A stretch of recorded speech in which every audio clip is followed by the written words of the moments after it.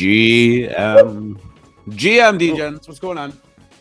Free market. What's going on? I was dancing. One I was day, dancing to the music. You're going to be on camera, and we're going to see you dancing. But today is not that day. We know when that day is. That is NFT NYC. There's theater to this shit. We're not going to do the reveal before then. This is like the NFT, the most hyped reveal of 2022. Yo. Guess what I just did? Took a bong hit. Correct. It's actually not called a bong when you're using hash oil. It's called a rig and a dab. But what I did do is I dumped my X2Y2 at the lows. It's because it's definitely going up from here. But now that they're neck and neck, I believe it's a race. I put it back into the looks. In fact, I'm doing it live right here on the show. I'm loading the looks into the Uniswap machine. I'm saying exactly what I did. Boom. I just turned 1,000 X2 into 914 looks. Looks is a little more expensive, so it wasn't a one-for-one here. Hey, look, if you're looking to add into Looks token and you get a free airdrop that allows you at an almost one-to-one rate, do it. Fuck look, yeah. I was saying it all yesterday. As much as we were in love with that $4 price, unless you were one of these gigabrains that claimed early, that price wasn't for you. I'm sorry. I know it looked good, but that price was never for you. That was always going to crash 80%, as we said, which it did. Here we are. Right into the looks. And Chipper How, Creature Toads. I am quite bullish on Creature Toads, as you know. Semper did make his announcement. I'll touch on that later in the show. We'll even bring it up from the Discord. And I'll talk about my philosophies on Creature Toads, the Ohm fork, and everything I think there. I don't want to talk too much because I'm actually talking with Semper. There's so much stuff going on behind the scenes, and I don't want to speak for the man. We're going to bring him on so that he can talk about it. But it's a project I'm very passionate about. So very bullish on Creature Toads. Anytime they're sitting here under 0.05, they're a buy. Big things are happening for Creature Toads. Big things. Sandman. Big things. Salami. Real Tom Nook. JCV. The real Tom Nook. Please I don't know who the up. fake Tom Nook is, but we've got the real Tom Nook. Flurlify. GM. EdenHorde going crazy right now. Yes, it is. James. Culver. Haven't seen that name, I don't think. Welcome. Edgar. GM. Chipper. MVPD. Koala Cops. GM. Vampo. GM. Creature Toads. What's going on with it? Well, we'll talk about that later, but is there volume on the project? Haven't checked recently. No, he made an announcement. This isn't like lighting up Moby yet. Okay, he made an announcement. We're gonna talk about it. This is a story that's gonna start transitioning into the historic premium perspective phase, whatever you want to call it, where this being the first and most famous mashup and also defining a lot of what happened in 2021. That's where I think it's really going to start to come into its own. It's going to become its own meme. But yeah, I'll dig into the Creature Toads announcement from the Discord as well. GM Rad. GM Omelt. James is asking thoughts on imposters, guys. You're on the whitelist. The imposters. Gonna go look it up right now. Yeah, you may have noticed when I tweeted out, we decided to name this show Freestyle Friday. It's been a little slow, even in the news. Oops. With the exception of Russia and maybe a little bit of FUD from our Fed and our president here in America, there hasn't been much going on. I guess we can touch on the crypto task force, or what was it? The digital asset task force being put together. that was the big news of the day. But I guess What are they being my main, tasked with? yeah, right. My main point here was we called this Freestyle Friday because often people are asking us things in the chat, certain projects. Maybe we don't even know them. We thought, hey, let's just talk about those. We'll bring them up live on the screen. We'll give our first impressions. We'll see if there's anything we could latch onto. We'll have you guys tell us what you know about them, and we'll riff and we'll freestyle and we'll talk about everything you guys always want us to talk about. Yeah, normally we wake up pretty early in the morning, start preparing for it, start finding some news articles, keep it as current as possible, take some notes throughout the day. I mean, I'm not going to lie. I'm not going to say nothing happened. It's the NFT space and the crypto space. Always something going on. But I'm looking forward to next week. Thank you. Got some Starbucks. So yeah, I mean, like, let's just do it. I mean, it's going to be pretty easy, pretty relaxed. Shit, maybe I won't even turn the music off today.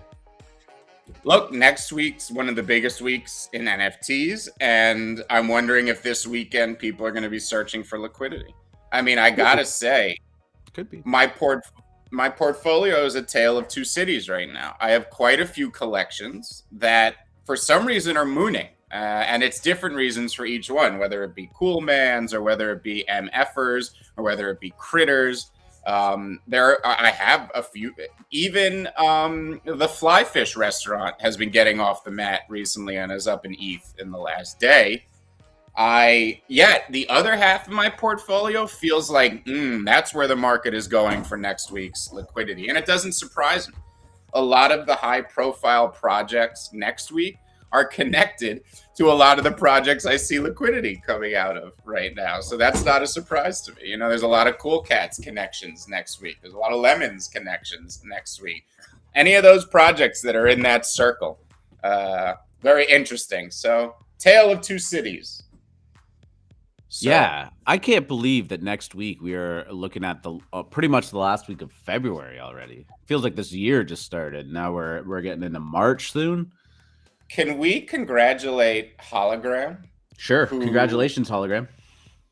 Who maybe Hologram, just say yes if I'm allowed to say this. I don't want to say anything on the show I'm not allowed to say. So type in the chat if I'm allowed to congratulate you, or we could just leave it at that. Blink twice. Yeah, blink twice. If I make a Hologram isn't breaking news, guys. Hologram isn't his real name, so hopefully it won't be. I've been lied to. Right, but I don't want to blow up anyone. Atomverse, speaking of, that was one a ton of DGen members, Dojo members are whitelisted on. People are very excited for. And if you knew the news I was about to say with Hologram, I trust this person's judgment in that case. So he's excited for the Atomverse coming up. That's a very cool 3D project. Mm-hmm. We'll bring it up on the screen. We'll talk about all this stuff. It looks good. Cool. You want to just do a drum roll? We'll do the formalities out of the way, and we'll try and we'll just kick into some hangouts. GMD gents, and welcome back to the Friday edition of the morning show, hosted live on YouTube and Twitch. I am your host, R2DGen, and I'm joined with me, as always, by the one and only free market capitalist. Hey now. We were talking in the pre-show. This is going to be a pretty easy show today. Wasn't a lot of news to talk about. Some of the drama that we had over this week has kind of, I don't want to say wrapped up, but everything's got out. So for now, we're looking forward to a huge week next week. I think it's going to be very exciting times for NFTs. Lots of great hyped projects, organic hype, good art, quality teams. I think that's going to be awesome. There's some stuff going on this weekend. Hopefully raid parties launching. But for the time being, I feel like this is a good way to just finish off the week. So if you have your coffee, your rum and Coke, a joint, whatever you want to do, let's just hang out today. Let's do it. Ooh, how was your mission? I like it. It's Friday. I'm gonna be a little lenient on it. If you are doing the narcotics, I will look the other way. I love the KoKoDi art. Ella, and we are definitely going to touch on it later. We have KoKoDi. We have KoKoDi pulled up. We do have some stuff pulled up. It's not like we just didn't prep for the show and we've got nothing. But I got a little lucky on this a bit. I don't normally pull. Yeah. I got a little lucky. And I'll just say this about Ali and his friends. Okay, Ali and Friends. This name is by far the most annoying name ever conceived for an NFT project. Every time someone says Ali and Friends, I think they're just trying to say alien friends like Borat. And I'm very confused. Ali and Friends? My wife. Do you see what I'm saying here? Like all this is alien friends in a Borat accent, and I can't take it. Have you guys seen Ali and Friends? The counter argument might be that maybe Alien Friends actually took that first. I don't know. I'm just saying it's confusing. Ali the Fox has been around for a while, man. Anyways, especially when someone who already has an accent to my American ears is talking about it the whole time, I'm thinking they're speaking about alien friends. Be nice to Cass.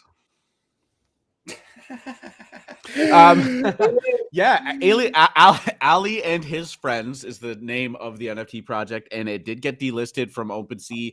We are trying to figure out why. My only gut tells me that maybe there is some kind of official or this isn't an official NFT and is getting taken down by some kind of official branding. I do not know the legalities of it, and I do not know this brand well enough to touch on it. I do know that I bought a couple of them off secondary for a lot higher than they were. And despite them going on a bit of a run and OpenSea batting them down, I'm coping right now, but they're still moving a little bit on LooksRare. So we'll see what happens with that. I'm looking forward to getting more information. And, is it a rug? I don't think so. I don't know. They seem like they're trying to figure it out, but who knows in this space? You win some and you lose some. Ella D just spit Pepsi all over her car on the Borat voice. Congratulations, free market. She'll be sending you the cleaning bill for that one. Well, collateral damage. What can you do? Any opinions on cool cats and cool pets community getting antsy? Yeah, I think that they should be. But you know what? I'll pull that up later. Let's just get through crypto markets. As we've talked about. I don't have my screen shared yet. Oopsie. Look at that. There's some stuff to talk about with markets, my friends. We are sitting at 2,800 for ETH, 39,972 for Bitcoin. Broke that $40,000 barrier. We are hoping that ETH holds that $2,800 support mark, and if it doesn't, we will be playing a different game, I think. I don't know, though. You're more knowledgeable about this territory than I am. I like looking at the chart and go, yes, that is a channel, and it is within it. But in terms of forward-looking predictions, where are we at right now, like right this very minute? Yes, last night, we actually started to rally on S&P futures. Now, why am I talking about S&P futures? It's because macro is all of a sudden back in play. You had, as we spoke about briefly in the pre-show, the U.S. government coming out and doing some posturing in regards to cryptocurrency. Now, I tend to believe these have all been nothing burgers before, and this will also be a nothing burger. Regardless, as there always is, there's going to be a short-term reaction. Couple that with what's going on in Russia, okay? And on top of that, you have the ARK fund run by Kathy that is blowing up in front of our faces. And this is causing contagion within the NASDAQ. These are what is driving blowing up Ethereum in a bad way, right? Right. This is what's driving the price of Ether right now. Mm-hmm. So last night, it actually seemed like we were out of the woods because there was a false breakdown. And then all of a sudden, it started to rally. S&Ps got back above 4,400 on the futures. And then this morning, we're taking a dive. Now, I didn't even see what the specific reasoning was for this dive, but I can tell you what's happening in markets right now. Today is options expiration day. And it has been one of the most volatile weeks we've seen in a long time since we made lows a few weeks ago. And it's largely being driven by macro news out of Russia. And I believe what you're going to probably see is a market that panics early and then goes green by the end of the day or early next week. I'm just watching to see. The most dangerous thing would be if we close on the lows. If we at 4 p.m. today on traditional markets close on the absolute lows of the day, then I'm going to do some charting over the weekend and reassess what's happening, because I'm not, if ETH pokes below 2,800 today, I'm not as worried, because it's definitely being driven by the macro markets. Like I was talking about crypto decoupling a bit, because the week we did make the lows in most risk assets, crypto had already bounced before the stock market made its low, and then it rallied a lot more than the stock market did. It actually got back up and held previous resistance that it couldn't get above, where the market didn't. Now, this is now, that decoupling, I believe, is now coupled again. We are being driven by macro markets. If we briefly dip below 2,800 today, I'm not worried unless stocks close on the lows. That's kind of the summary and the bottom line. So it is something to watch today. The overall philosophy here is don't ever trust the action on options expiration day. OPEX is notoriously very volatile. You tend to see both extremes on options day, depending on what happened earlier in the week. And this week, because the markets were up, down, up, down, up, down, that tends to be where you're going to see on market expiration. If the markets were down all week, you would actually tend to see a big rebound today, and the opposite. If the markets were up all week, you would see a big fall. So right now, I'm expecting us to rebound by the end of the day or early next week. But again, that addendum is we don't want to close on the lows today, so I'll be watching that. That's your basic market summary. Well, I mean, if you want some good news, ETH is up 666,000% on its all-time low from 6 years ago. So there you go. Which is does that help? Does that help anybody? Yeah, it's always bad when you're like, well, I don't know what to do here. Let me zoom the chart out. You know what? Let me zoom it out a little more. Is that a coping mechanism? Is that what we do? If you zoom the S&P 500 chart out to 1888, it's bottom left to top right. I challenge you to find any of the crashes, because that shit started at 1 and now it's 4,000. Picking out those crashes ain't easy, all right? And zoom the chart out enough, that volatility disappears. Smooth it out, as they say. Smooth it out. Sailing. Yeah. Because you know what all these charts are? Do you want to know the real secret to markets and why all of these charts are bottom left to top right? Can you guess? What's the one number that goes bottom left to top right on this planet, no matter what? Time. Population. All these charts you're seeing, they're just charting population growth. Isn't that interesting? When you think about it, that's what risk assets are charting, is growth of population. Because money's not real, as Illuminati said. No, and it's an efficiency. Well, yeah, but it's an efficiency thing, right? Like resources in the universe go by the laws of physics and tend to pool in places that are the most efficient. It's this weird overarching philosophy things. People that create good businesses tend to pool all the resources because they're very efficient. They're working within the laws of physics. We're getting a little philosophical, but that's really what it is. So these charts are charting population growth, but all the resources pool into the smartest and most efficient place. Yeah, I mean, I heard something about the oldest people alive today were alive when there were less than 2 billion people on the planet. Wow. Which is crazy, Incredible. right? I mean, we're almost at 8 now, right? So I'm bullish. What that growth has been. I'm bullish until you start to see population falling, and it'll happen. I promise. I mean, we're seeing it in Japan. You know, you see it in very, very developed countries that have given up and gone full central bank. You ever seen that movie Children of Men? No. That shit scares me, man. Great movie. Just check it out. Very dystopian. Clive Owen. It's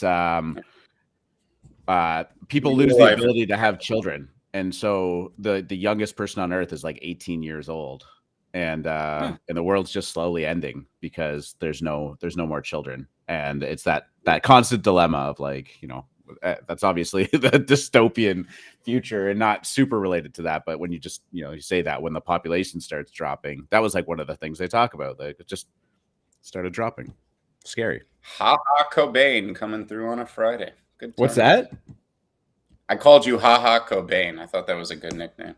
Oh. Like someone who was like Ha Ha Cobain. All right, moving on. Yeah, Yuga Labs CEO BuzzFeed outing Bored Apes founders was very, very dangerous. Nicole Muniz criticized BuzzFeed for outing the Bored Ape founders. She also said she believes in freedom of the press. This is kind of going back to pre-Super Bowl, obviously. At the time, with all of the smoke behind the Super Bowl, which turned out to be just smoke, apparently. This seemed like more of a marketing tactic. This was, you know, something to get people fired up, something to get it out there. Maybe there was going to be some big announcement about Bored Apes at the Super Bowl, and that was going to be their coming out party.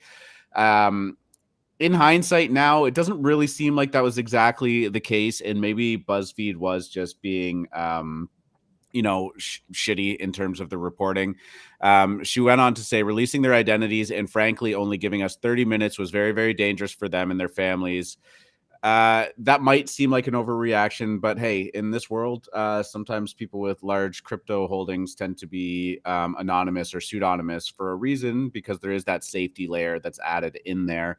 You know, but she also said, we believe in freedom of the press. We believe in journalistic integrity. And, you know, that's all important as well. But I think the overlying thesis behind her coming out and saying this was that the article was predicated on a whole bunch of what ifs. What if these were bad people? What if this was a money laundering scheme? What if? Because even the article that BuzzFeed released admitted that there was nothing really bad about them. They were just people that made a project. And so I think to go ahead with the article and only giving them 30 minutes of heads up in regards to the fact that they were about to be doxxed was pretty shitty of them. Even the artist kind of got slammed a little bit after the fact because of some of the words she had used on Twitter a few years ago. And you know, just a all around kind of shitty situation for them. I'm wondering now, with a lot of what we're seeing in terms of these projects being outed, not Bored Apes, but, you know, Serial Club, Squiggles, we were talking about Weather Report more recently, having a lot of things. If this isn't going to accelerate the need or demand for doxing, and personally, I don't even know that I agree with that myself. I like, how are you feeling about this? Because in the last 2 weeks, we've really seen this this meta shift, and I'm not saying it's a bad thing, but really like getting in there, discovering what projects are truly about, what they've been affiliated with in the past, what they're working on now, and why you should be bullish or concerned about them. I'm for all of this, but I do think it's adding fuel to the fire of people that are like, we need dox teams. They need to be out there. We need to do background checks on them and stuff like that. And I actually think that that's really stepping away from what the Web3 ethos is about. The pseudonymous economy, of course, allows you to maintain a reputation under an identity that is not one in your real life and protects you from character assassination.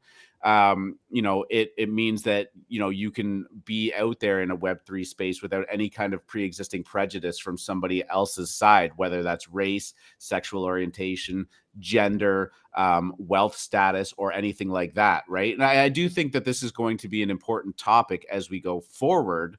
But you want to talk about hiring in a Web3 space and all of that stuff. I mean, you now remove any kind of gender disparities, discrepancies. You remove, you know, ethnical background. Maybe, you know, I'm trying to figure out how to say that, predispositions or whatever. And I think that's a very, very powerful thing. And I think this demand towards pure doxing is a little bit misled, if I'm going to be honest with you.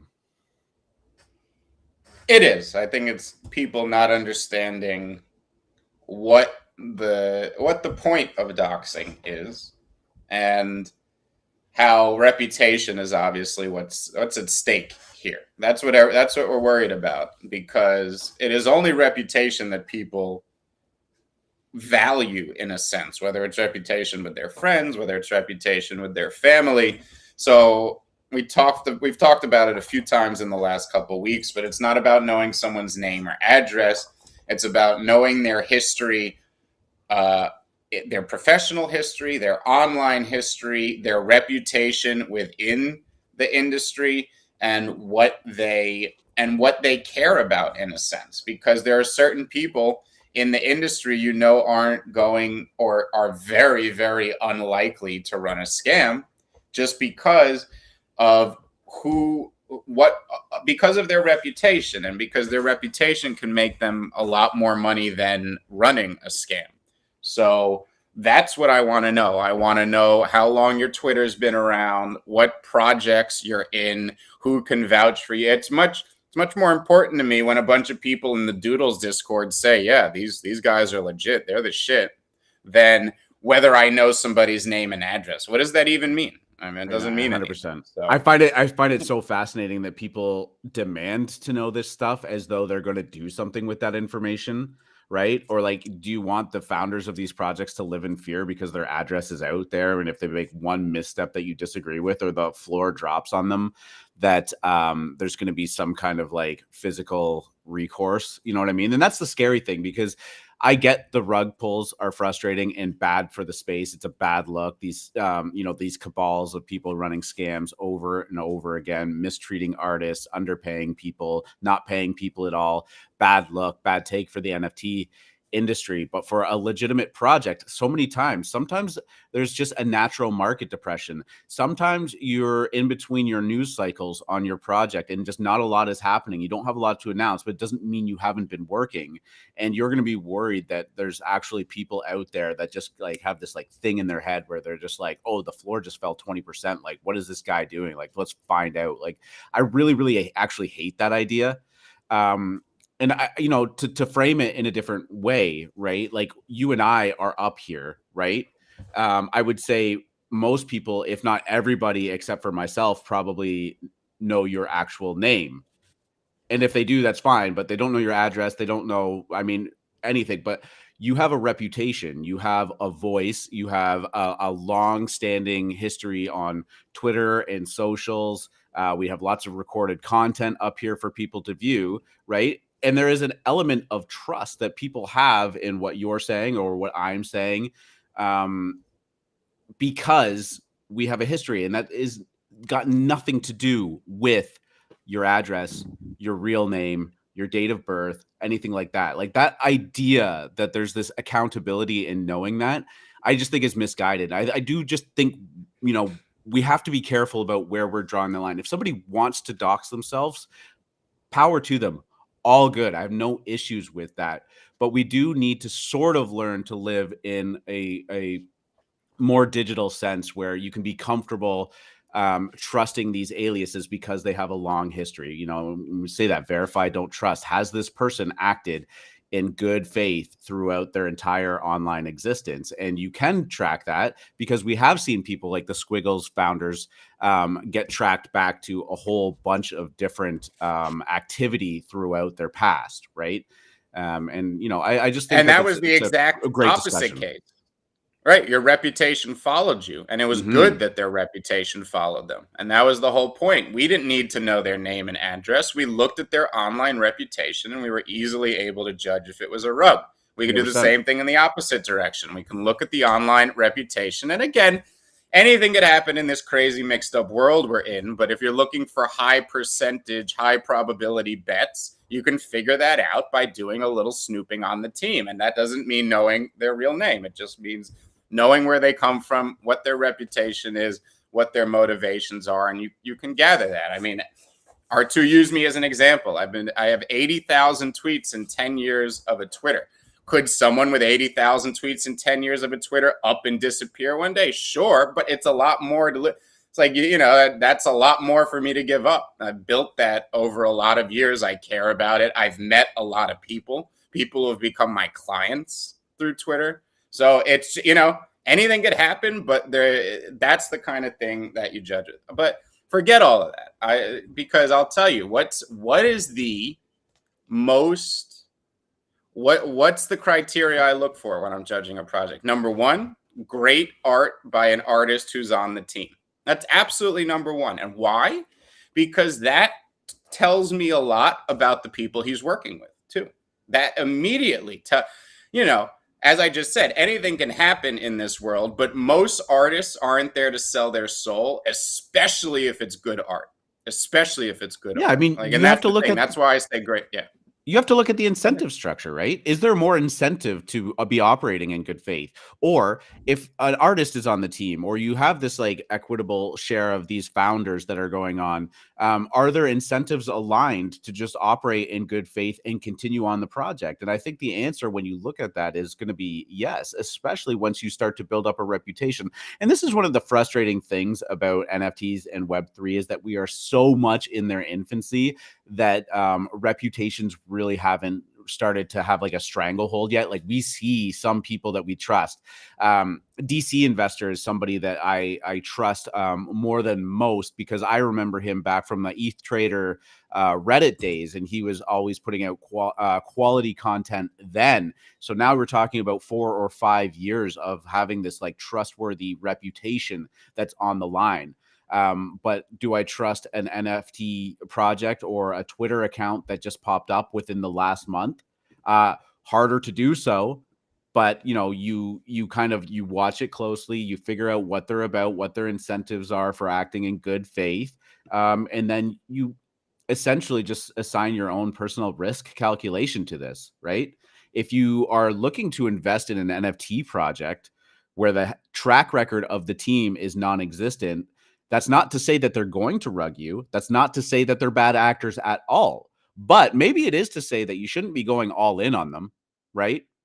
You know, assign that a risk probability. What are the odds that this team rugs, disappears, and, you know, fucks off into the ether and takes their money?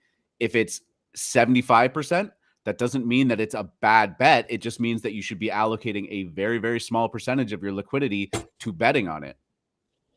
You know? Yep. I think that is, like, when you break it down into actual like internal math, and you know, there's a qualitative aspect to this, you kind of have to figure it out yourself.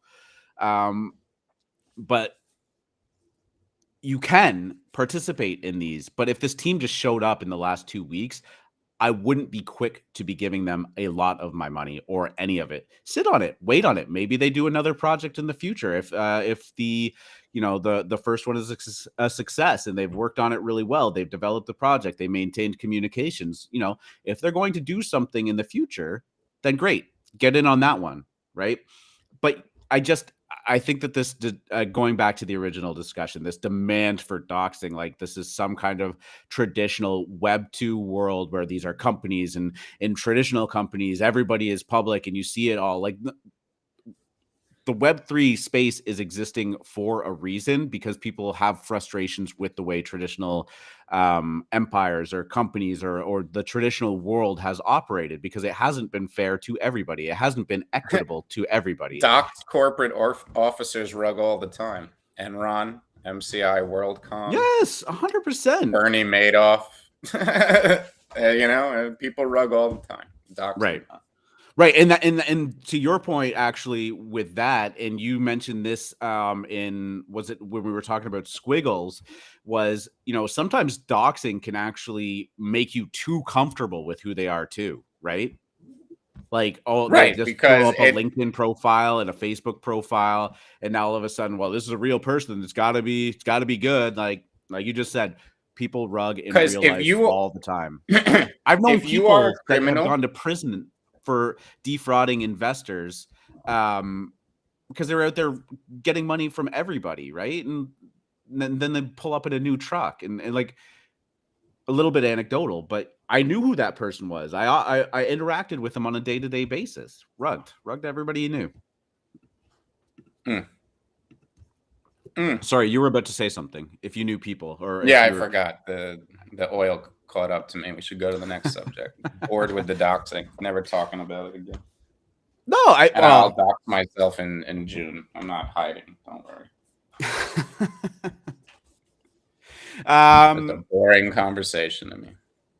But you make it exciting, baby. Yeah. No, I appreciate that. I don't think it's welcome. boring at all. I think it's a very important thing that we have to keep in mind for how, where this world is going.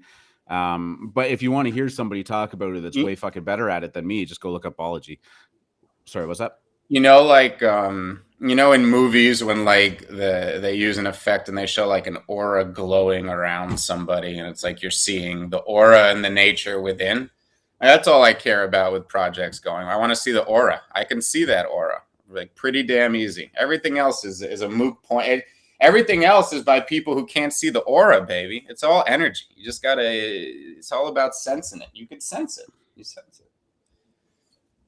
Yeah, I mean, I agree. You can look at it. You can see if there's passion in it. You can see if there's effort in it, and take a close look, right? Like, that's the thing. You can see if there's passion in me. There's not a lot of things that I get excited about.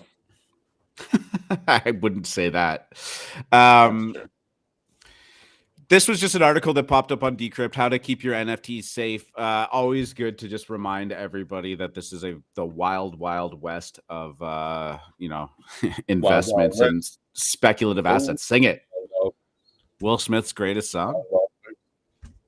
Oh my God. Are you kidding me? Get jiggy. You throw fucking Get Jiggy with it on at the club. Oh my God. That shit slap. Maybe the Gen Z doesn't know about it, but probably not. You get me a bunch of millennials in a room, I throw on Getting Jiggy with it. Panties just blowing off the lady. Makes that sound too.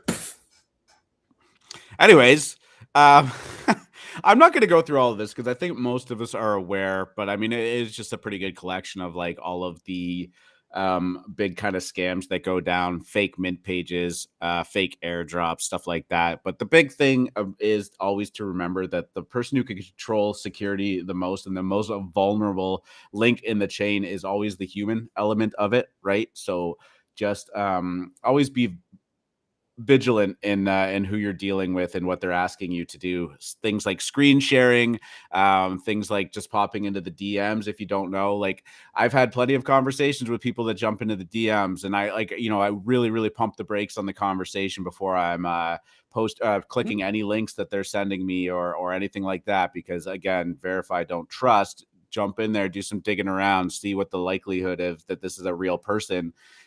Go into their Discord or whatever and figure out if that's the actual person that's messaging you. So often we see scams take place just because the space moves so fast and people are so quick to click things or jump in because they feel like they're going to be missing an opportunity that exists. But again, as we see, is that why you didn't buy any candles from my Etsy store? I sent you that link like a week ago.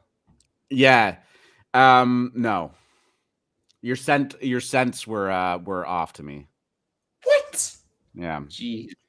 New York City hot dog cart didn't seem like a good scent for my apartment. It's my best seller. You'd be surprised. Is it? Actually, I could feel like that one would sell pretty well. Mm-hmm. Hot dog stand. Yeah. People like that. We need Raid Party to come out and make us a bag tomorrow. Well, we got it pulled up. Maybe it'll happen. I don't know. Who knows? Anyways, check out Decrypt if you want a refresher on the best security practices. Good article. It's nice to see a site, do that. As Shoebang said, get yourself a ledger or get yourself a Trezor. No, we're rubbing off on Shoebang. He's got his New York accent. He says, "Get yourself a ledger." He's fucking get yourself a ledger, huh? See, we got Shubs talking. He lives on Northeast time, so it's only natural. And he starts talking like a longshoreman from Trenton. Perfect. Get the best accent. Get your fucking Trezor. Hot dogs, yeah. Anyways, no, it's not the Yankees Stadium. That was like the Atlantic City Boardwalk circa 1922. Get your hot dogs, yeah. Extra. Red Hots. Get your Franks. Fresh off the press. I don't even know. That might have been British. I don't know. can't do that accent. Oh, you want me to do British? You won't No, I really don't. Reese Witherspoon plans TV shows, films based on World of Women Ethereum NFTs. Witherspoon's production company, Hello Sunshine, aims to create opportunities for women in the male-dominated NFT industry. Reese Witherspoon has definitely been a big advocate of World of Women, and I don't know what these TV shows or films look like, but good for World of Women and good for NFTs. I mean, once people start to figure World it of out and Women's go gonna down, flip CryptoPunks. I could see that a lot more than your MFers prediction yesterday. They are. I have it pulled up on OpenSea. I'm guessing they are at 10.34 ETH. Yes. They have been. I didn't actually realize how old this project was either. I thought this was one of the newer ones, but this minted back in July. I think this actually just minted just before I got hard into NFTs. So I didn't realize there was a bit more of a track record. Yeah, do you? Oh yeah, I remember it. And this is a powerhouse. This is going to be a brand. People. This is the one that you and I thought looked really good as paintings, where they had them all around the house. That's right. Yep.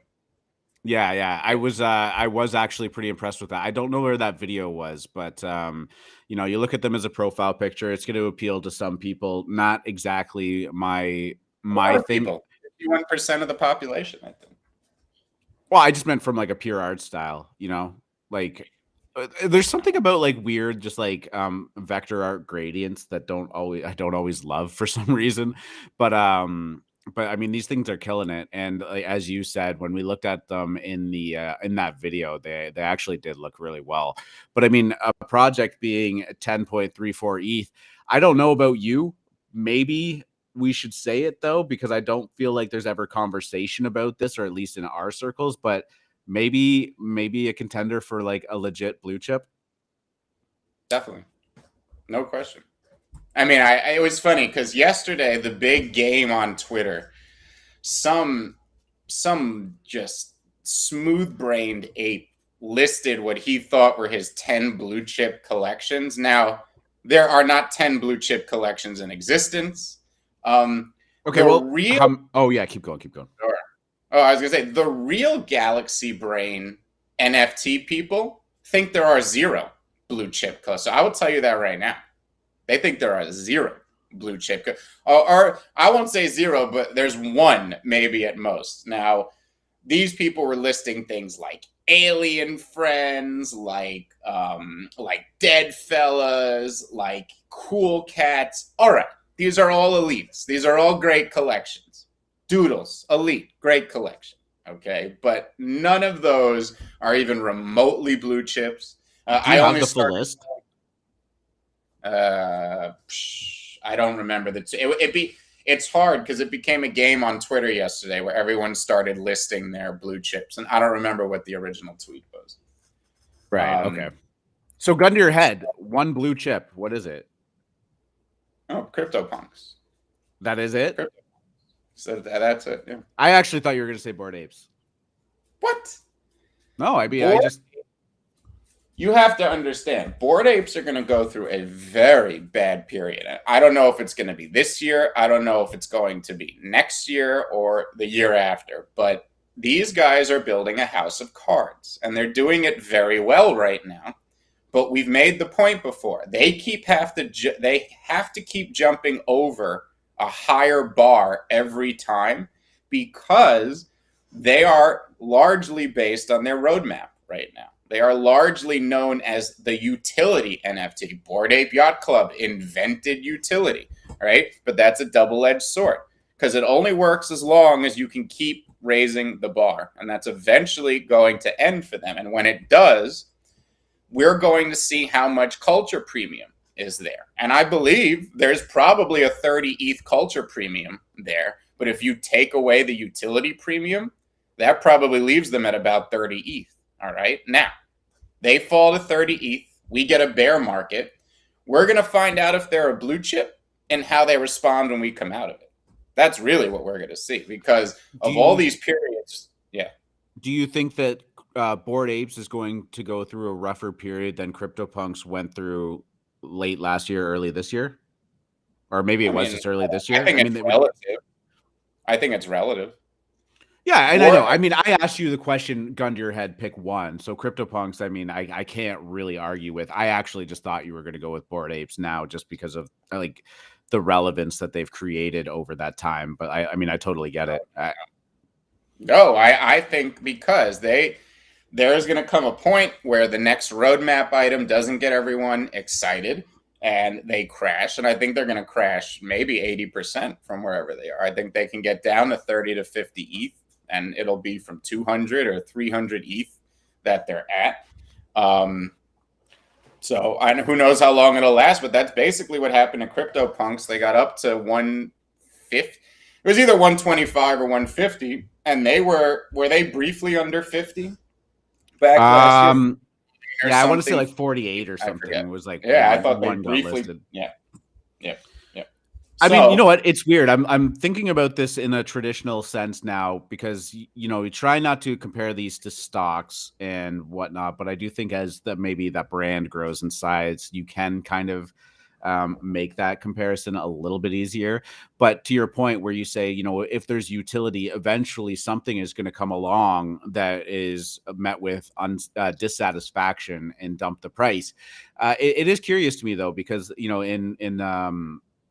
in retail or in the hospitality industry, a general rule of thumb is it takes about 7 positive experiences to equal 1 negative experience, right? Which is a monumental hill to climb. However, once you can stack up those positive experiences time and time again, cross that 7, 8, 9, 10 threshold or whatever, you know, you build up some goodwill. The amount of damage that one misstep can do is dramatically lessened. And I think if Bored Apes can continue on the trajectory that they are, one small misstep, and when I say one small misstep, I mean not like a series of concurrent ones where they're just constantly fucking up, but one, I don't think is going to have a huge dent in it, to be honest with you. Maybe I'm wrong. Maybe this is just too volatile a market and people are too fickle. But I don't know. I'm curious. We're seeing it kind of go down with Cool Cats right now, right? They don't have that same track record that the Bored Apes does, as great as they have been. But this Cool Cats is kind of putting a little bit of a damper on things for them. Yeah, and you know, I see you guys asking if lemons are a blue chip in the chat, and you know, you gotta crawl before you walk, and you gotta walk before you run, right? I'm not even calling Cool Cats a blue chip, and it has nothing to do with the game. It has nothing to do with the game. You know, the game was very risky, and that risk right now is rearing its ugly head because Cool Cats do not have the mainstream premium built into them that a Bored Apes or a CryptoPunks does yet. They have the potential. I do think they will be the next one. I think the time partnership will largely be responsible. It's huge, and these will appeal to a lot of people. That said, they don't have it yet. So their entire existence, and if this is a own goal, if this is true, is now based on this game and the price of milk. Okay. And as we are seeing, that is not being executed properly or well. I don't know what's wrong. They keep telling us things, but after a while, you start to wonder. And I'm not saying anyone's lying, and I'm not saying they're trying to pull the wool over your eyes. I know how difficult an on-chain game is. I know what kind of technical feats they are to pull off. It's why I sit here and ooh-woo and crow about this EtherOrcs team all day. All right. And when I saw what Cool Cats was building and a lot of the elements of their game, my initial instinct was, oh, the EtherOrcs team must have consulted for these guys. I mean, look at what they're doing. Look at how they're building it on Polygon. Orcs must have consulted for them. Well, guess what? We did an AMA with the Orc team, and I asked them. I said, hey, guys, I was feeling a lot of similarities between you and did you guys consult for Cool Cats? They said, no. We even called the team and offered them our consulting, and they refused. And now I'm sitting here in utter joy playing. That's such a shame. I didn't actually realize that, and that is such a shame. It's really telling that a project would put themselves a project of Cool Cat's stature that is trying to build a game will put themselves above a team that has the longest track record of success for an on-chain game in existence, to not even just invite them into the room and have a conversation. Mind-boggling to me. That is really shocking. I'm just learning this now, and I think that that's if there's one thing that makes me bearish on Cool Cats above all else, it's learning that right now, because I just think that that's hubris in its finest, right? Like, it's just you've never done this before, and you're going to act like that. Would be like if you're building an indie game outside of crypto and stuff like that, and a really prominent indie developer says, "Hey, if you ever need to pick our brains about something, like, let us know." And you're like, "Fuck you, I got this," right? Like, why would you do that? Take the advice. Yeah, and learn. I don't want to assume what words were said, how the negotiations went, or anything like that, because they didn't give any details, and I didn't want to dig. I mean, these are private negotiations between creators and teams, but I was giving them the benefit of the doubt for a very long time, even after learning that fact, and now I'm saying, damn, like, I really wish the EtherOrcs team had been in there helping and guiding them, right? Like, and I think everybody has, like, yeah, like the last 2 days, I have seriously contemplated dumping my pet, and not for any other reason, but I'm just getting unexcited. Like, I'm not excited about what product is going to come out, given how much has gone wrong, and even given what I was teased. Like, I never played Pokemon. Maybe it's a very fun, addicting game that I don't understand. So I get, that, and everybody is saying this is very similar to Pokemon. And I just want to circle back and preface all of this with saying I love Cool Cats. It's been my pick as, like, what's the next blue chip? Which one's the next one? I love the art. I've been shopping them. I've been asking R2 to help me pick them out. This isn't against what Cool Cats, right? This isn't against what the Cool Cats project is. But I'm looking at a team here that I really think needs to get their act together. I love them. I'm not trying to say, I don't think there's anyone needs to be fired. I don't think anything egregious has happened here. I just think you need to look at yourselves and say, who are we, right? What are we doing? Everyone has called you God's gift to NFTs for a year, and you are great, but obviously nobody is infallible, okay? The Titanic thought it was unsinkable. Let us not think we are unsinkable because we are Cool Cats. We have to really assess what's going on here. Hey, we get an announcement today that Cooltopia's, I still have my cool pet. I'm going to attempt to play. I get in there. I'm having a great time. I'm coming on here and telling you tomorrow. And I'm going to say that it was just, look, it's the unknown, right? You sit here not knowing what's going on. They've locked up $7,000 of everybody's money. Milk is dying on the vine because supply is coming onto the market every day with nothing to do to it. They know this dynamic is whack. It's not a good look. Well, so, and that's the thing, right? The staking, or sorry, the earning of the milk token should have, or I would imagine, have been designed around the fact that the game was going live at the same time, and these burning mechanisms were going to control the supply of it. And every day that the cool pets sit on the sideline, milk is just accumulating, becoming more and more devalued, and you start to create this big gap on the usage of it and whatnot. That's not to say, and I know you're not saying this, and I'm not saying this, that they can't come back from it, that they're fucked, they're dead in the water, that Cool Cats are going to zero. It's nothing like that. But I would just say that you should never really, as far as I know, if this is all true as to what the EtherOrcs team is saying, like, just let them in, give them a 2-hour rundown of what you got going on. I'm sure they were probably going to do it for free, and it is what it is. And honestly, this is my greatest advice. If I could talk to the Cool Cats team, and I bet they'd tell me to fuck off, because who am I, right? They're the Cool Cats. But get on the phone with EtherOrcs immediately. I would even say Ether Orcs. Guys, I don't think you guys can, I don't think they feel slighted. I don't want to present this like Ether Orcs felt anything. I'm sure they offered a hand.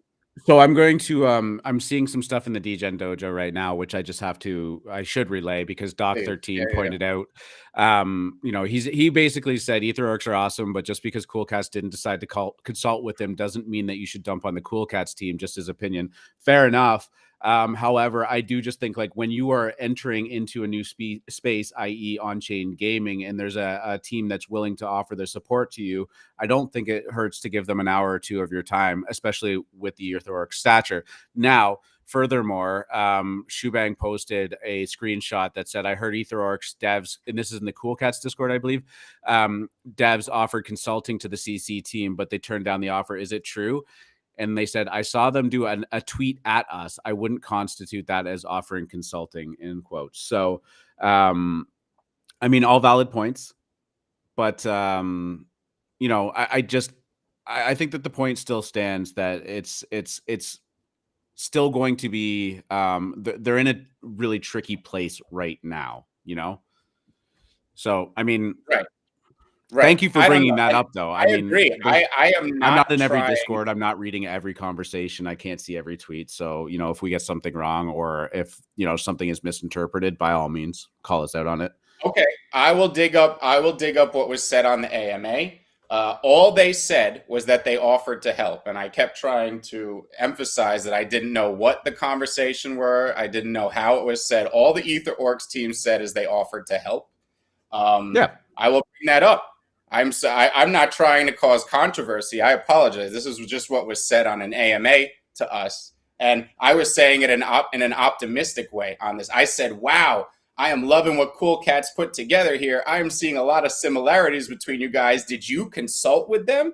And they were like, no, we offered. I said, oh, that was very interesting.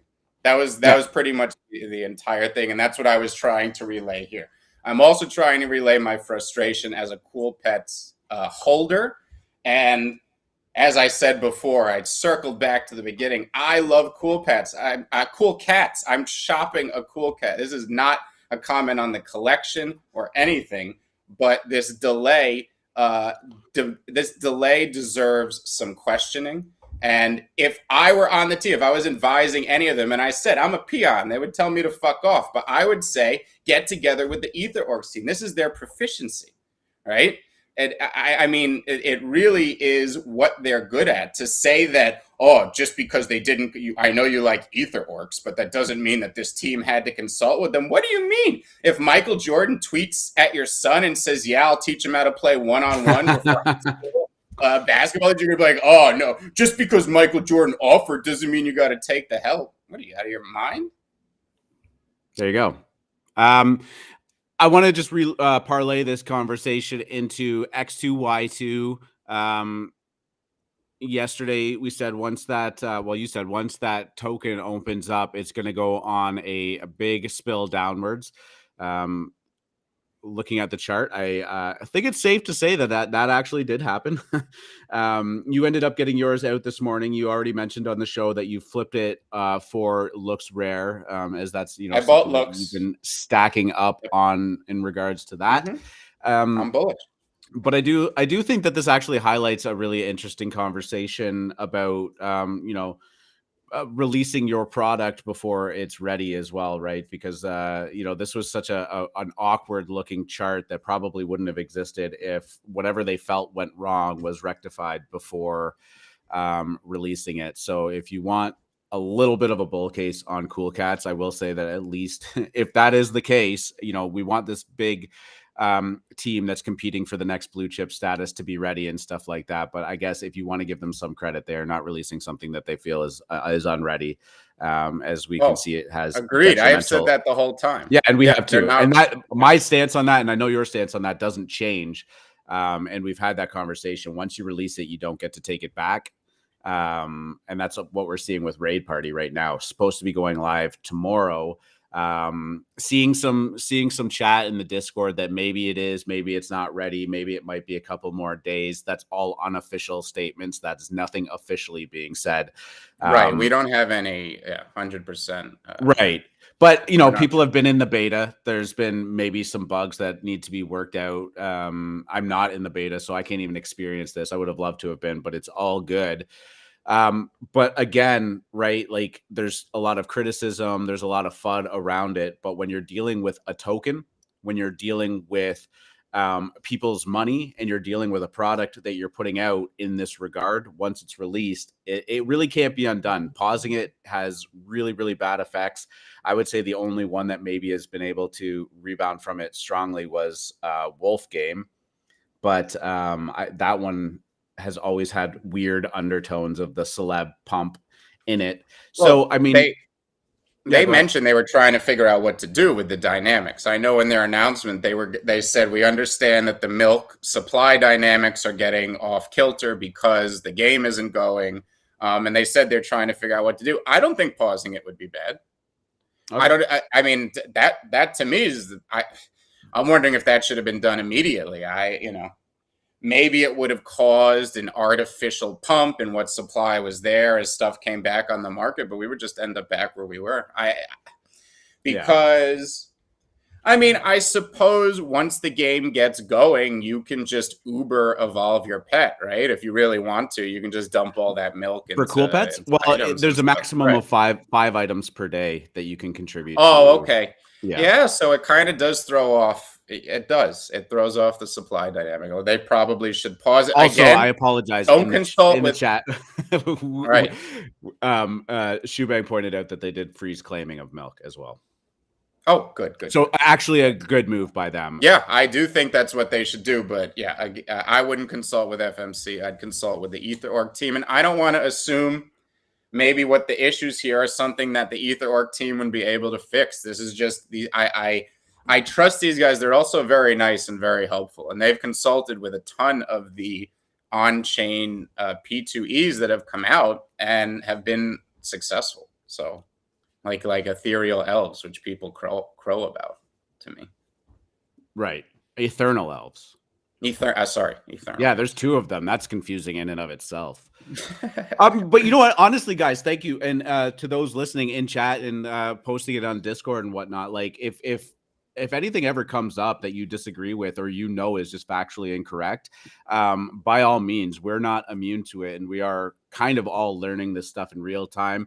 As I'm sure you all know, there's so much shit going on in the NFT space. And there's so many different sources of information that you're trying to get and sift through. Definitely not immune to not getting it all right all the time. And that's one of the things I love about this show is that communication back and forth. Do you know what I am picturing in my head right now? Could you imagine a pixelated EtherOrg Cool Cat mashup, like an orc that was a cool oh my god. Oh my god, I would do unholy things for this JPEG. Okay.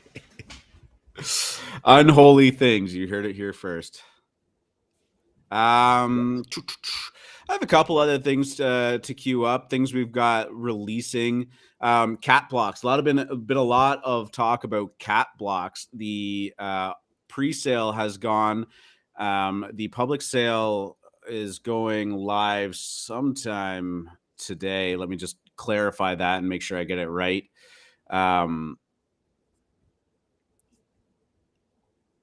Fuck, my screen went wrong. I don't know. Anyways, people are talking a lot about CatBlox. This is sitting on OpenSea right now at I got to refresh it. Pull it up. 0.34 floor. It is still pre-reveal, and the volume's been pretty nice on it right now.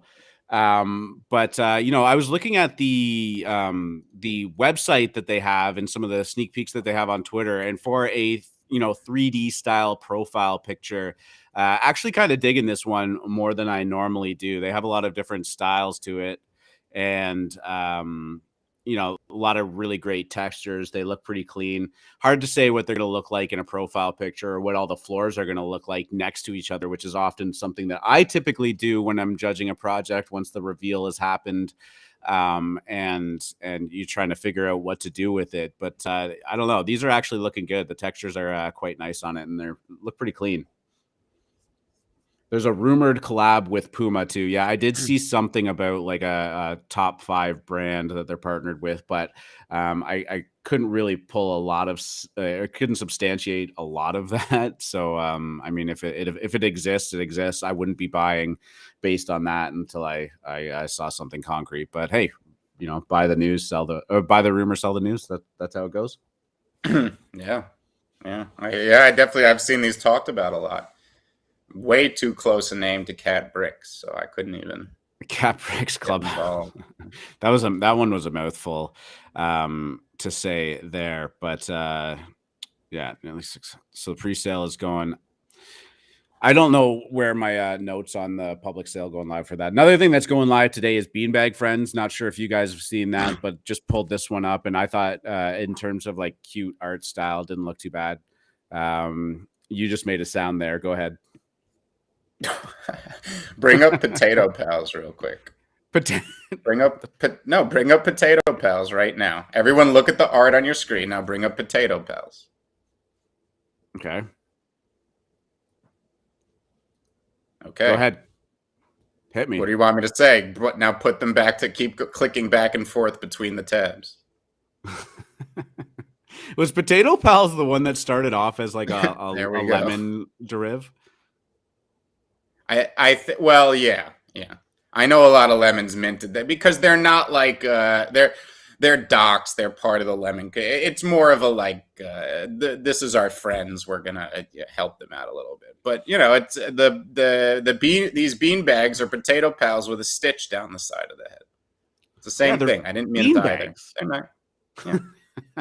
You know what they remind me of was actually the Sackboy from that Little Big Planet game. That's what these look similar to me to. Very popular game, and yeah, one of the OGs of being able to customize your little character. So Beanbag is just one that I saw flying around. I hope everybody who buys these makes gigantic retirement bags. Clementine's Nightmare is one that's actually looking really good, though. There's a Tim Burton-esque feel to it. I've seen people compare them to, I think, Hollow Knight, which is a pretty popular game. And these are minting as well today. Going to pull that up. Minting at noon today. They're a little bit more on the expensive side, though. And I'm not sure. This seems to be hyped enough to be able to sell out, but it is a 0.25 ETH mint, and the phase 1 supply is apparently 5,000, and phase 2 supply is 10,000. I'm taking that to mean that there's going to be 15,000 of these. There is a game. It is eventually supposed to be play to earn. I'm going to find my screen back here. That is not ready to go yet, but getting this in your wallet does allow you to have pre-sale access, or beta, like alpha and beta access into playing the game before the P2E mechanics, or P and E as they're calling it, mechanics. I like play and earn better, if I'm being honest with you. But yeah, this is going live. Now, the only thing I will say is, like, on the homepage, and you kind of pointed it out to me, they have like these really great 3D kind of clayish style figures, looks so good. I mean, this is just an incredibly good art style. Love the characters, like the character traits of it. They have so much design and personality is the word I'm looking for. Maybe I'm thinking what is going down here is that the actual profile pictures are going to look more like this drawn art style, and the game is going to match up and correlate more in the 3D sense. But yeah, this is going to be fun to watch going down. I mean, I don't have pre-sale or getting in on this or whatever. Are you any minting and going on Clementine's Nightmare? Yeah, I hate this, and I'm not saying they did it on purpose, but I have been looking at this project for the better part of a month, and all I've seen, and it's my fault, I guess I should have scrolled lower on the site, but all I've seen is the claymation. And now it looks like you're going to get 2D pictures as the PFP, which is fine. Like it's great art. Even the 2D stuff is great art. It is, but yeah. It does feel, I don't know. I definitely in my head wanted those Tim Burton looking plasticine 3D figures. So don't think it means anything. This is one of those obvious Cook situations. I don't think we know when the game is due. So here's the thing. This feels like another situation. Now, they're not doing a fucking Dutch auction at 3 ETH, so credit to them. But this feels very similar to Pixelmon, that the best part about this project is what you're seeing right now, these images on the website. I don't think the game's going to be out for a very long time. So that's the only thing I would caution when you purchase this. Right, for sure. Always important to remember that you sometimes are paying a premium for these promises, and you got to kind of figure out whether or not you think that this team is going to or likely to deliver. I'm being just a little bit of further information in regards to how the drop is going down. Today is the 5,000 NFT drop, which is considered their Genesis collection.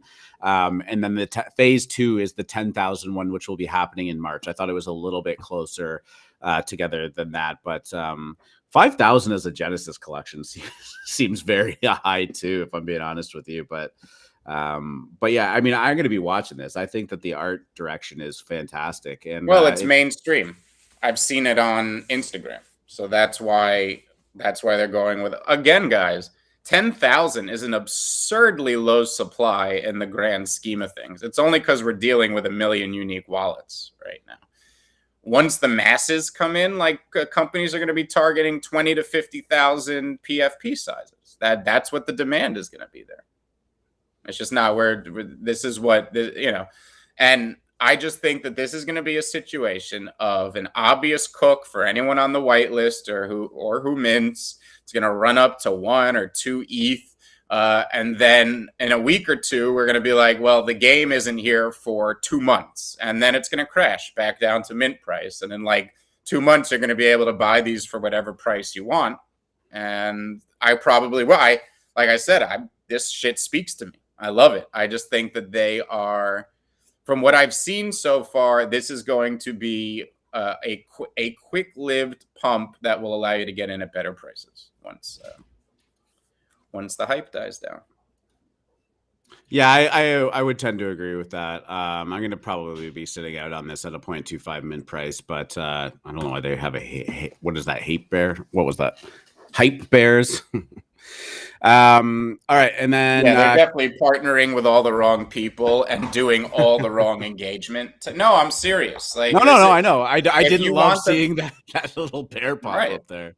No, if you want the bear case on this team, it was hard for somebody like AlphaMint to get in contact with them to get whitelist spots for our community, but they're giving whitelist spots to famous gamers with YouTube channels and 42,000 subscribers who own 1 NFT and are willing to do a retweet for da-da-da-da-da. Those are cheap engagement tactics. Those are mining. What you're doing is you're trying to get new customers from outside the NFT world to buy these. What does that say about a team? What does that say about a project? All right. You decide, but that's what's going on here. So that's the bear case for them. The thing is, with all of these, you can't deny the quality of what they're showing you. So if they execute on this product, I love the art.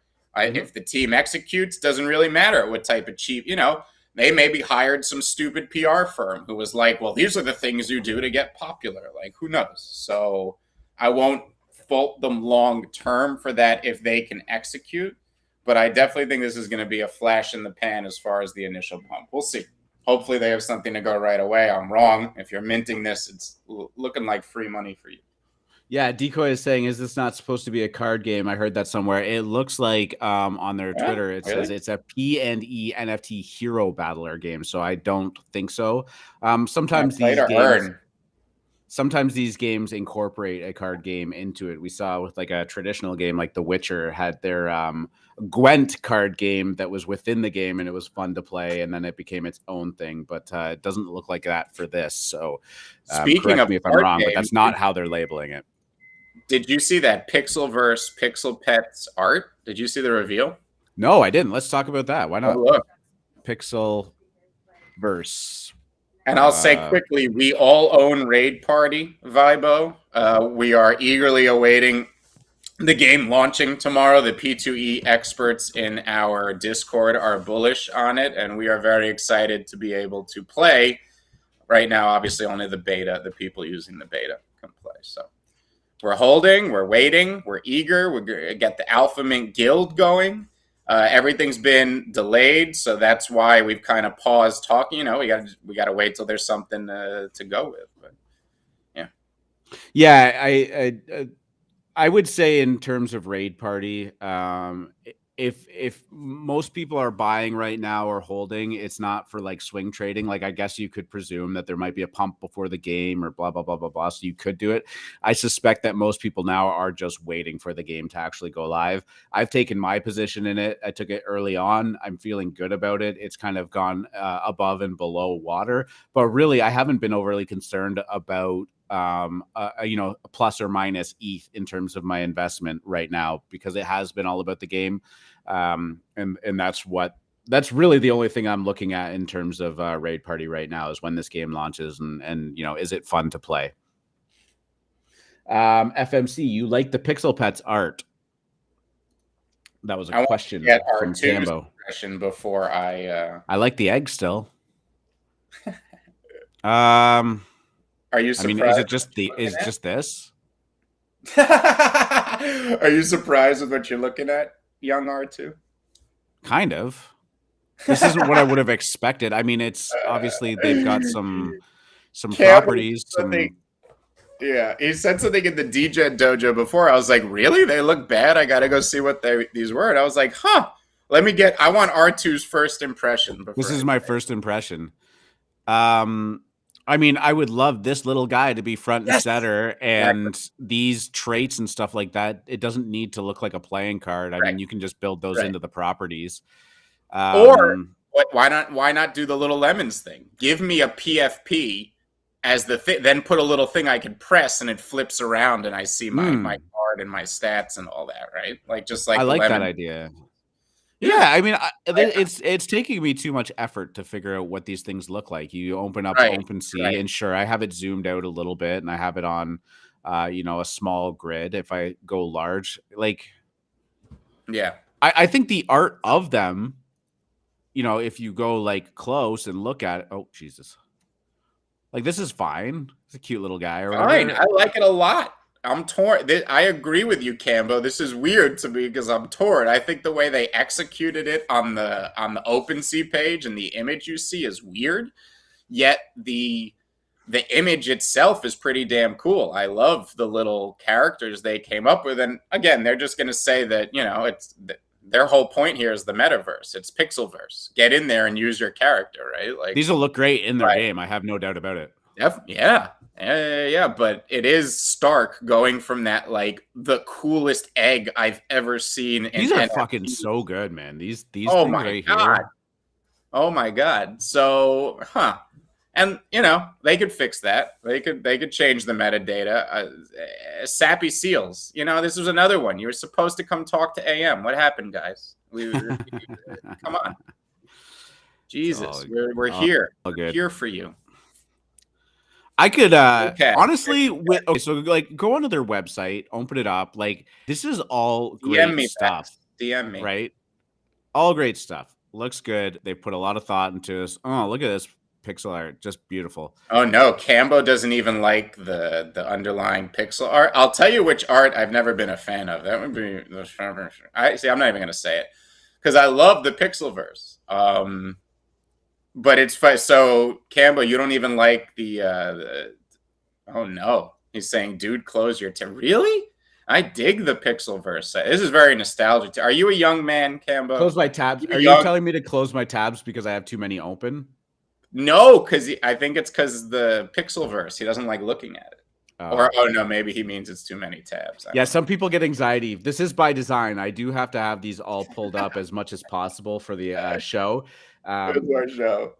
I can't. I wish I could actually crop that off so you guys didn't have to look at it. But then, as I do the show notes after, I need to flip through the tabs to see what we actually talked about. You're a little salty because you offered to help with their art. Yeah. So the truth comes out. There's a little personal bias here, so I get that. Methamphetamine is saying they used up all their creative juices on the eggs. I mean, hey, those are damn good eggs. So those are great eggs. I think I would just leave mine unrevealed for the time being. Well, that's often a. Well, is it? Do you choose to reveal it? No, I think eventually some of them are just refresh. Yeah. Yes. Talking about reveal, KoKoDi did finally reveal last night. It's supposed to go live at 8 p.m. Ran a little bit longer. I fell asleep before the reveal, but there was some definite volume on them. I think they got up to about a 0.2 floor around the time that they were about to reveal. Kind of cooled off since then. That's pretty typical that we see from projects when they undergo reveal. But yeah, you had a couple of them. You managed to roll one pretty rare one.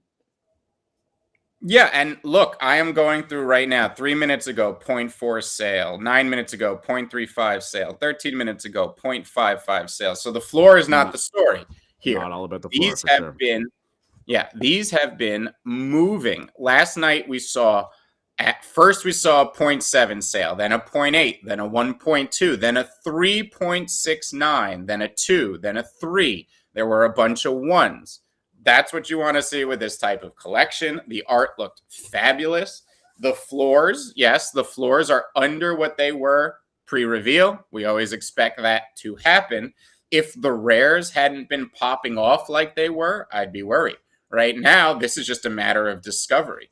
The people buying rares, the people sweeping 60 and 40 of these things know what's up. And it's just a matter of the other whales, the other discords, the other traders finding out about it. And I mean, these rare sales got me excited. And I did pull a number 41 KoKoDi, nice, which is my second rarest NFT I've ever pulled.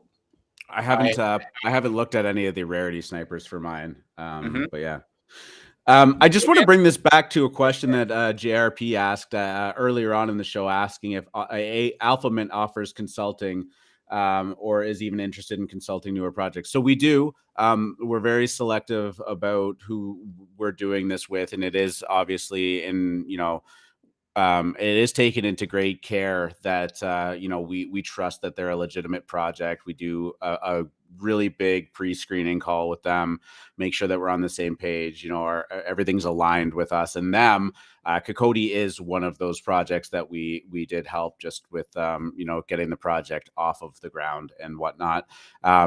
Always felt that the art looked good. One of the reasons why, and I'm happy to say that I'm happy, or I'm enjoying the profile pictures that they put out, but they do also have the game component, which, they have teasers of on Twitter and whatnot. We've showed them on this thing, but this thing is definitely in the works and is usable right now. Obviously, they still have lots of building to do, but there are demos of it. So to answer your question, yes, we do. We are selective. We don't want to overextend ourselves. We're not just partnering up with anyone and everyone who comes in and asks for it. So yeah.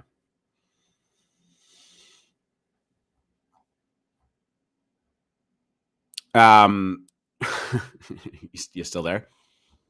Yeah, no. And JRP asked, do we like them as avatars? All the ones that I've seen so far have worked in the PFP bubble. They're simple enough and they're kind of unique enough. They have an anime style that's that's not like Azuki. That's not like the other anime styles you've seen. So I do think they work really well. I was impressed with the quality of the art. Yeah, I've seen some of them in profile pictures. That the team, if you go on their Discord, has them in there too. I can always tell who I'm talking to based on it for sure. So yeah, I mean, congrats to KoKoDi for getting their reveal off. Seems to have gone really well for them. And after the show, I'm gonna go try and dig into what I actually ended up getting. Ella hit a 198. Nothing wrong with that. What is the best NFT rarity you've ever pulled off a mint or pre-reveal? the rare ghosts. Remember the rare ghost club? Oh, okay. Did you hold it? Did you hold it on reveal? No, I sold it pre-reveal. Damn. It was. What was that? What was that? It was high. It was number 20, number 25, and now this is the next best one I hit, which was number 41. 41's nothing to shake a stick at. That's awesome. Well, it was pretty good, and what my strategy was, I wanted to play the cycle, and if I got a really good rare, because I was talking about it on the Spaces right before the reveal, because there were actually a lot of lemons who were in KoKoDi as well. We were talking about it.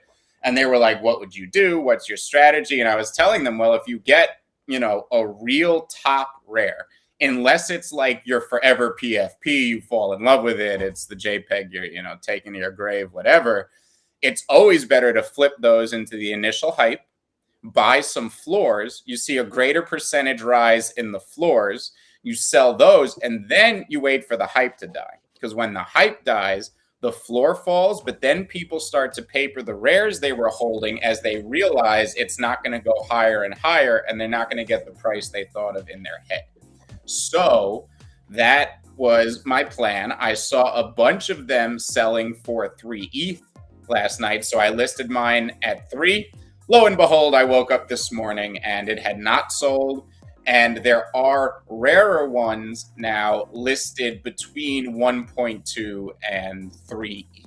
So I'd either have to adjust my price or wait. And I'm probably just going to wait, because I think that the only issue with KoKoDi right now is the discovery. And I think Bria's going to, they revealed at a weird time. The West Coast, it's 7:57 in the morning right now. They're just waking up. So I expect discovery to happen over the next few days.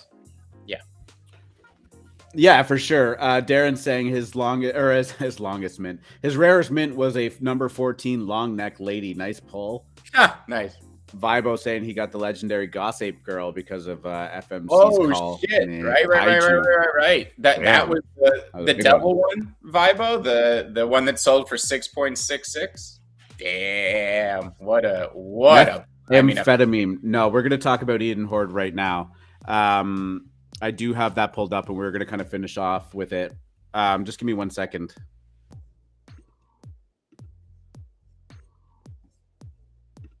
Of course it was overshadowed, Meth. I own a bunch of KoKoDi. I don't own any EdenHorde. Why would I care? I'm just kidding. Oh, it overshadowed KoKoDi. I guess so, yeah. That's a good it's a good take. They're good looking. Is it going to be a P2E? I assume. No, I'm muted. There we go. Yeah, EdenHorde is up here, and this thing has absolutely crushed it since not only it minted out, but now upon reveal. Going to refresh it one more time, but I think it's sitting at about a 1 ETH floor, 1.0 ETH floor right now, and that is really, really impressive. I'm going to take that as the reveal was better than expected, because oftentimes you don't see the post reveal run like we have all the time. Like Azuki was a great example of that, coming out, surprising people, and really just taking off from there. Somebody asked earlier in the show if Azuki qualifies as a blue chip. That is as of right now probably a resounding no, but that doesn't mean that they won't get there. There is a large time component to blue chip. That's the loudest no you'll ever get from me. Azuki is so far from a blue chip. It blows my mind. I mean, this project is 3 goddamn weeks. Even the influencers are sipping this Kool-Aid. They're out of their minds. This thing's been around for 2 days. They're saying anything that's been around this long that has the masses saying it's changing everything about NFT. This is the They're making me more bearish on Azuki by the day, the way they're talking. It's a cult, and I don't think the right type. Okay, it's a cult based around promises, not based around delivering. Period. And I hate the rare ones. The ghost, I can never tell what's in Moon Overlord's PFP. It's so annoying to me. It's jumbled. It doesn't work in the PFP. Some of them are very nice. I like the comfy boy ones, the Pikachu hoodies. I'd rock a Pikachu hoodie. I mean, my biggest statement for that is the time component of it, right? Like you don't just wake up and become a blue chip. There's got to be a staying power involved in it. That's the only time is the great equalizer, right? There's one thing that every project has to overcome, and it's time. And you don't just get to mint and be a blue chip. Azuki is not a blue chip. CloneX is not a blue chip. That's not saying they never will be blue chips. They just can't be. Now I remember. You know what was in this guy's fucking list? I died. I almost fell out of the window. Guess. This blue chip list this guy did? Invisible Friends. Hasn't even minted yet? He called Invisible Friends a fucking blue chip. Minted! Lose my fucking mind on these people. Ridiculous. On that note, if anybody wants to come up on stage with us, the link is up in the AlphaMint Show chat for the Moon Lounge members. Simmer, you're good. The bad man can't hurt you up here. So yeah, EdenHorde, seems to be absolutely crushing it. The volume has been absolutely unreal on it since it's minted, and where do these go? I have no idea, but be watching it closely. Apparently the Azukis were aping into it pretty hard too. Bring Cass up here. GM Cass. I think Roboto's got up to 1.1. JRP, what would they add a few days ago? I know Roboto's. Yeah. They did a nice little game night with the little lemons the other night. Or no, it was Starcatchers. I'm sorry. How are you guys? Fabulous. Except for people calling Azuki a blue chip. Don't watch that, man. Everything's a fucking blue chip. So, no, Ali and friends. See the yes. Fuck me. Listen, I love looks rare. I love looks rare. I just bought more. That's how much I love it. No, seriously, because it just happened. Me and Sandman were just watching it run to like 0.35, and then I looked at my wallet and I was like, fuck, like where's it gone? 0.35? Yeah, it ran to 0.35 last night. Yeah, it ran to 0.35, and then I was looking at my wallet because I was saying to Sandman, if it runs up to 0.5, I'm getting rid. And OpenSea delisted. Oh, apparently they're listed again. B Vlad's saying that. Oh, is it listed again now? Yeah, I'll confirm for you in a second. Michael Garcia in the audience. Can I ask you to briefly type what your definition of a blue chip is before I just have an aneurysm live on the air? Please tell me what your definition of a blue chip is. I mean, definitions are going to play a huge role in what you're considering it. I would also like to know why you think Invisible Friends is a blue chip before it's even minted. I mean, if there's any definition, having minted should be in there. Oh, Alien Friends is back up. Why can't I see it? It looks like they're coming back online. There's only 134 of them minted. Why would it even get listed in the first place? Yeah, I don't know. I don't know. That's what we were all very confused about. You saw them do it with Squiggles, and you saw them do it with the 888 collection. Now we laughed about the 888 one, but or a good project accidentally gets delisted. That's who you have to be named with. Yeah. These are the projects that have been delisted recently. Yeah, I wasn't too keen, so I just went on Looks Rare and then got my 2x and walked out. So I was you're done with it? Well, if it's open, I'll have a look back in and see if I can find something on Reveal, maybe. But bar that, they're selling on that. They're selling on OpenSea. Are they now? Yeah. Right. He's just trying to get you going.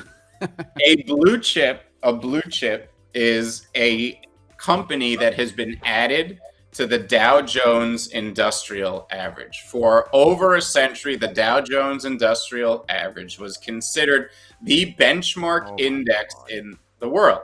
If your company was added to it, it's because the greatest minds at the Dow Jones Corporation decided that your company is a store of value and that investing in it over time is as sure a bet as it gets. I didn't realize that CryptoPunks are listed on the Dow Jones. Yes. Your company had likely been through a bear market and come out the other side. Your company is showing profits. It is showing revenue. It likely had roadmaps that it executed on. All of these things were criteria to be added to the Dow Jones Industrial Average. This term has been adopted in NFTs to describe originally CryptoPunks, also a few art blocks collections, which was even a stretch then. What I would assume what Fidenzas, Ringers, Squiggles? Fidenzas and Ringers, and the whatever the other way apparitions. No. I was gonna say I didn't think so. No, not at all. So the definition in the NFT world tends to be a collection that has made it through one or more bear markets and has still maintained its value. Because you look at a lot of stuff from 2017, 18, and 19, and if Gary Vee wasn't around, it would still be at zero. But CryptoPunks maintained their value, held, and came out of each bear market stronger and with a higher floor. Is there any other collection you can say that for? Not one. Not even Bored Apes. Me calling them a blue chip could be getting ahead of myself. But what would be the minimum amount of time for existence that would even let you start to entertain the conversation? Because I think that is a great starting point. We talk about bear markets every other week because volume leaves NFTs. Those aren't bear markets. I would like to go through an actual bear market. Okay. So it's not even about like it minted 3 years ago, it minted a year ago. It's like time since last bear market or number of bear markets survived. Right. Well, I think the collection is going to have to be out. You know, a collection like Orcs launched right into the last bearish period, but I wouldn't say they've been through a bear market. Like becoming first you have to become what you just said was so smart too, because bearish period and bear market are two very different things. I don't think that I've ever had an NFT bear market yet. I know I've had a crypto bear market, and I can confirm to you a real bear market is tough. Right. Now, why do I think crypto dick butts are going to be a blue chip? Because over the next 6 years, as NFTs are fodder for media around the world to be sensationalist in every way, when they bring up the absurdity of NFTs, the poster child for the absurdity of NFTs are crypto dick butts. These are really attention tokens, okay? That's what an NFT is. It's an attention token. The ones that grab the most attention maintain their floor. They moon. They rocket. Crypto dick butts will always grab attention because of their absurdity. That's why they're going to be a future blue chip. I don't see any problem with that. Okay, so what kind of with what you've just said there, what would you guys class as a blue chip, or who would be classed as a blue chip? CryptoPunks and Bored Apes. Just them two. Yeah. What about you, Artie? Because that word blue chip gets flung around very easily in the NFT market. It does too easily. Yeah. The fact that anybody put Invisible Friends on a blue chip list is just indicative of how easily that word gets thrown around, because that's. But like, it's ridiculous to be in the conversation. I mean, even just hearing about Invisible Friends, I'm not being funny. It hasn't even released yet. So how can you be a blue chip when you haven't even got a token? Right. I think cultural relevance along with time are going to be the most important thing. If I am talking to somebody who is not in NFTs whatsoever, and I can show them something that they recognize, it's going to be a CryptoPunk, and it's going to be a Bored Ape. Now, they might not know what it is, but they will have understood that they have seen it before, especially if they're on Twitter. But I mean, it gets flashed around on Instagram a lot and whatnot too. It all comes back to attention. It's an attention token. No, 100%, right? Yeah. And I just think that projects that for the time being, projects that transcend the NFT ecosystem, you can start talking about it, right? And I don't know any others other than Bored Ape and CryptoPunks right now. Once the NFT market matures, you probably have to stretch that definition around a little bit. But yeah, I mean, nobody, Azuki, CloneX, like, cool, has a lot of potential. They can get there. I'm never saying anything bad about it. We've been very, very fair and appreciative of them on this show, despite myself never owning them and free market never owning any Azukis. Just because we say it's not a blue chip is not slander. It just can't be yet. Anything over 10 ETH has the potential to be a blue chip. Anything. VFriends, Azuki, Cool Cats, they all have the potential. Why? Because one of the easiest gauges of attention is your floor price. I mean, you don't get to a 10 ETH floor price without major attention from very wealthy people. So that's always a great gauge of attention. Mm-hmm. It is. I'm watching the S&P 500 chart, and there may have been an explosion in Russia, but we're not freaking out on the S&Ps, so I don't think it's anything to worry about yet, Cambo. The S&Ps will tear. In fact, they just bottomed and look like we're going to get the reversal I was hoping. I don't know if it's gonna last. That is what I'm seeing right here right now. Is that the explosion is not 7 minutes ago, and we made a bottom, and now we're already rebounding. So I think. Where can I find this news? I don't know.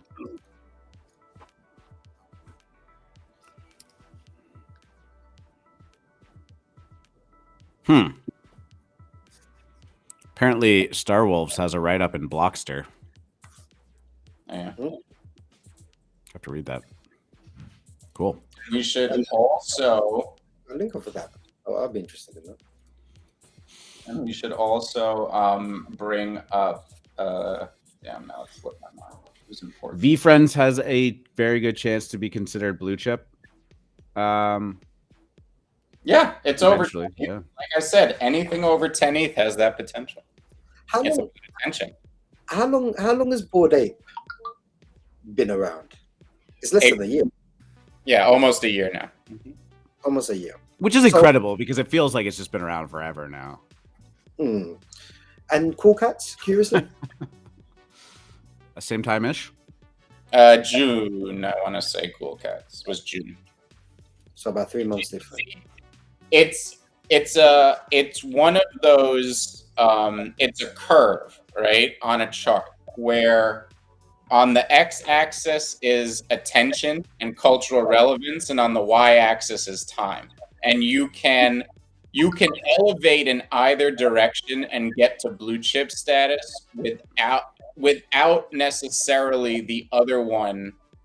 So Bored Ape has been around for less time than CryptoPunks, but they have more attention in a short amount of time. So I think that I'm quicker to call a Bored Ape a blue chip because I think based on the cultural relevance they have now, they're never going away. I think they're going to go through growing pains as I've stated before because of them being based on utility, but I don't think they're ever going away. I do think they're already a blue chip based on the cultural relevance that they have.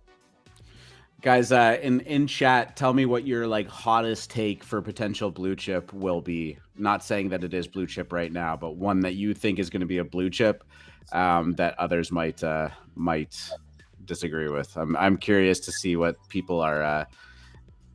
Tell me your bag holding without telling me your bag holding, I guess. We faded that. Oh yeah. Oh man, BitClout Clubhouse rooms. Now that's a TBT. I remember those. JRP saying MFers. No surprise. Shoebang is saying anonymous. Someone saying invisible friends, probably, I guess. I like honestly, all of these suggestions have potential to me. I get annoyed when people make emphatic statements, about ridiculous. Pixel pirates. I can get behind that. Pixel pirates, love it. I am a proud owner of a Genesis Pixel pirate. Go tell Charlie one pixel pirate gives you the right to one Genesis wolf. He loves that. Speaking of emphatic statements, Mr. fucking MFers is gonna flip CryptoPunks. Yeah, I think it has a chance. Yeah, brief. It'll only be brief. It's like CryptoPunks is a flash crash. I still think people are discounting. People forgot how crazy memes can get, and I think EdenHorde, because it's been out for several hours, which is definitely more than enough time to prove itself. Yep, true. Denton's next project. Love the guy. That was exciting. That project is catching fire. Sorry, Cass, what's up? I was gonna say that Denton project, like after doing a bit of a deep dive with it, what a bunch of fuckers. Well, Weather Report. Yeah, Weather Report. His project, Denton Feels, looks good. A lot of support mounting for that. But I'm not surprised, because after you just exposed Weather Report on how business fuckery like they were. Well, we didn't expose them. Oh no, we had Denton on Free Market, and Maz had Denton on Spaces after the fact. We didn't drop that news, but yeah. Yeah, so after seeing like the and just the bullshit, like even Weather Report saying, "Oh, we will give you whitelist if you unfollow or unfollow Denton." Just simple shit like that. It was like, wow. So, not a good look. No, far from. So Weather Report have fucked themselves, and Denton is just going to the moon now because everyone feels that whole being taken advantage of. And I can see that project just going astronomical just because of that. I would love to talk to Denton. I mean, it would probably be impossible to ignore the Weather Report side of things, but I just want to hear him talk about Denton Feels as though Weather Report just doesn't exist. Like, tell me about your project. Tell me about what you're doing. Like, what's going on? Like, I just want to hear that now, because he's obviously a good artist. Well, even on this, to be fair, on their Discord, I didn't really notice any kind of, they're just cracking on and getting whitelist sorted out as they speak, So as long as he maintains, he doesn't keep using the Weather Report. I mean, he's got enough attention. I haven't felt that he's used the Weather Report.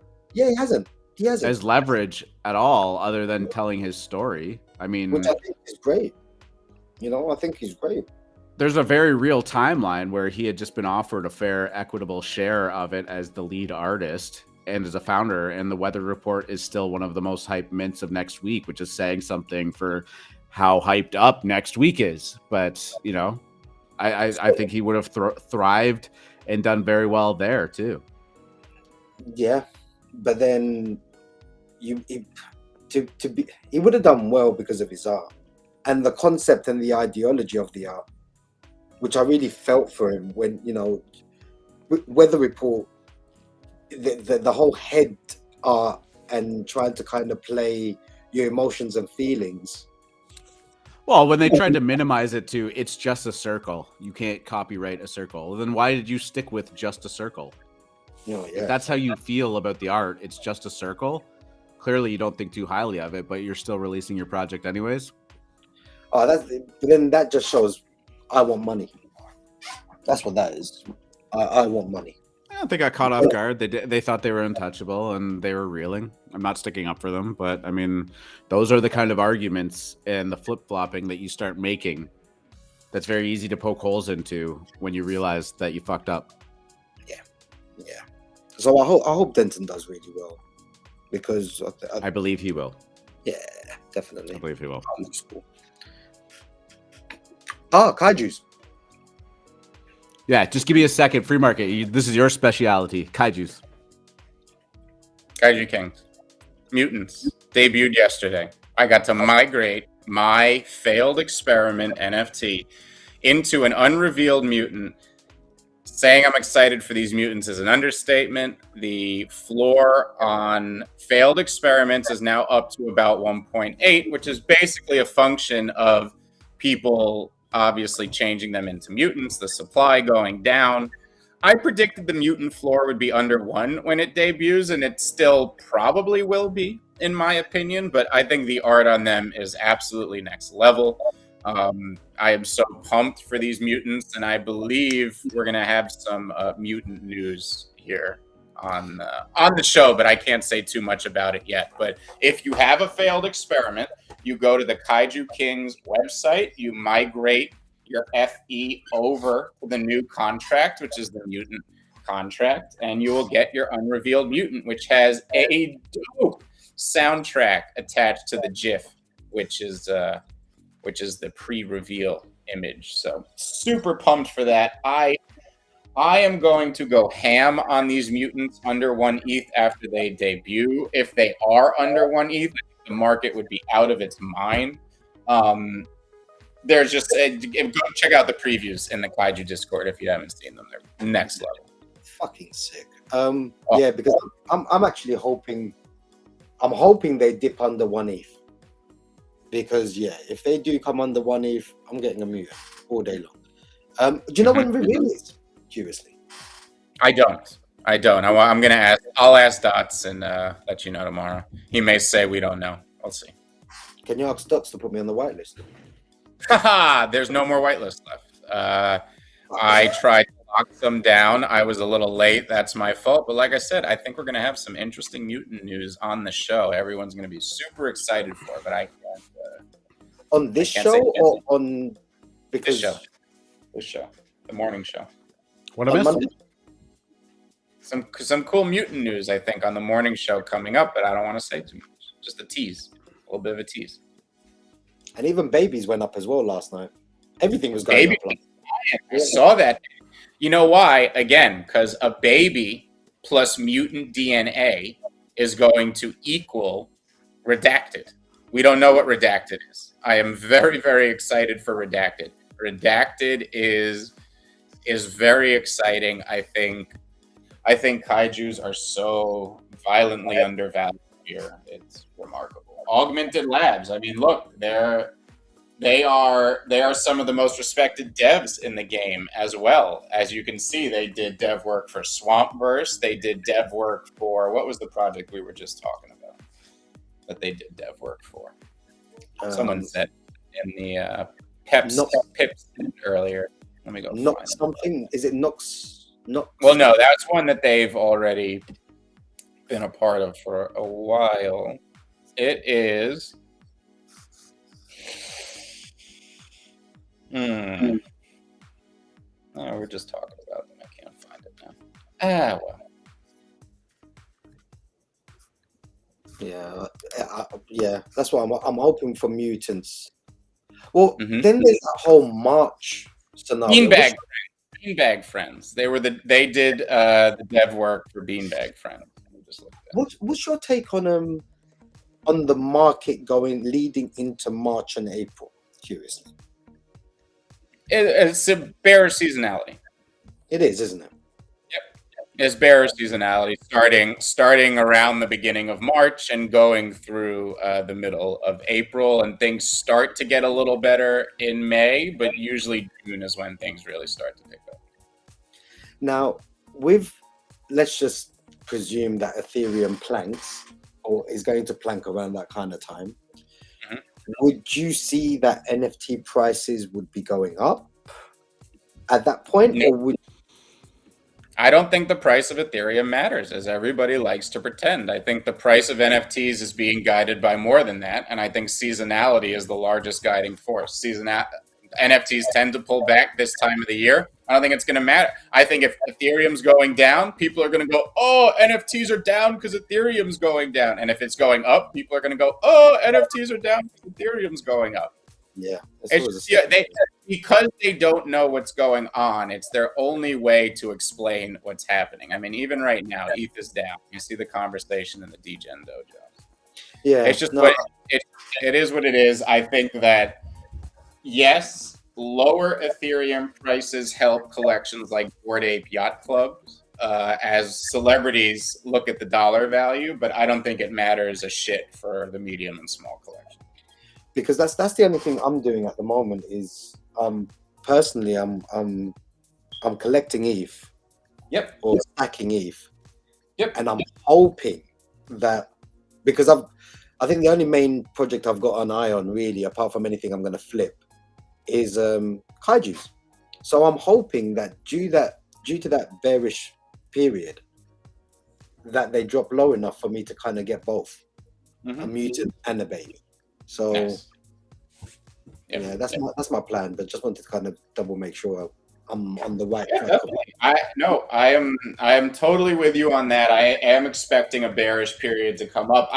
My best guess, and we have to play it by ear, is that next week it's not going to be a liquidity suck. It's going to look like it actually starts everything again. We'll probably have one more week of bull run after it, and then I think things are going to slow down.